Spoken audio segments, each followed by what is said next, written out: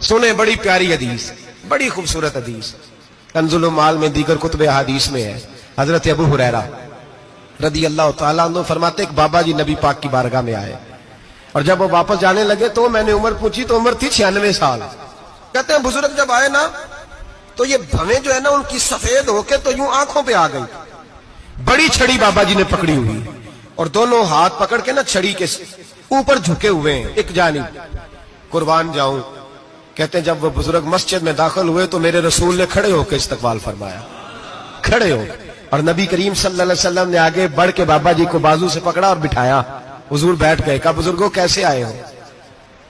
تو کہتے ہیں وہ بابا جی بات کرتے تو آنکھ کھول کے پہلے حضور کا چہرہ دیکھتے، پھر وہ بات کرتے تو ان کے لب و لہجے کے اندر بڑی پریشانی، بڑی تکلیف، بڑی مایوسی۔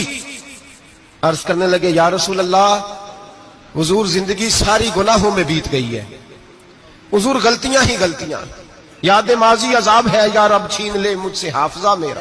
اے اللہ کے رسول بڑی لمبی فہرست ہے، پاپ ہی پاپ ہے، کالے سیاہ دفتر ہے۔ یا رسول اللہ صلی اللہ علیہ وسلم جب پلٹ کے دیکھتا ہوں حضور مجھے نیکی دکھائی نہیں دیتی۔ حضور اس عمر میں آپ کا ایک صحابی ملا ہے، اس نے بات سمجھائی ہے تو تھوڑا خیال آیا ہے، لیکن یا رسول اللہ صلی اللہ علیہ وسلم اب میرا وجود بیکار ہو گیا ہے، حضور بوڑھا ہو گیا ہوں۔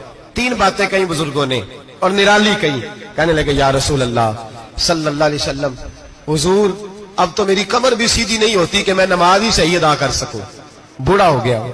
یا رسول اللہ صلی اللہ علیہ وسلم اب میرے اندر طاقت نہیں کہ میں محنت مزدوری کر کے صدقے اور خیرات دے سکوں۔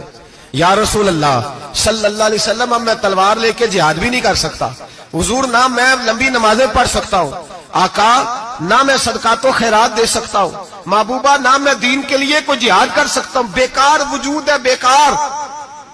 بیکار وجود کو تو گھر والے برداشت نہیں کرتے، بچے دعا کرتے ہیں یا اللہ ابا جی کو پردہ دے دے، اماں کو پردہ دے دے، بیکار ہو گیا ہوں، اور آج آیا ہوں تو مجھ بیکار کو میرا رب قبول کر لے گا؟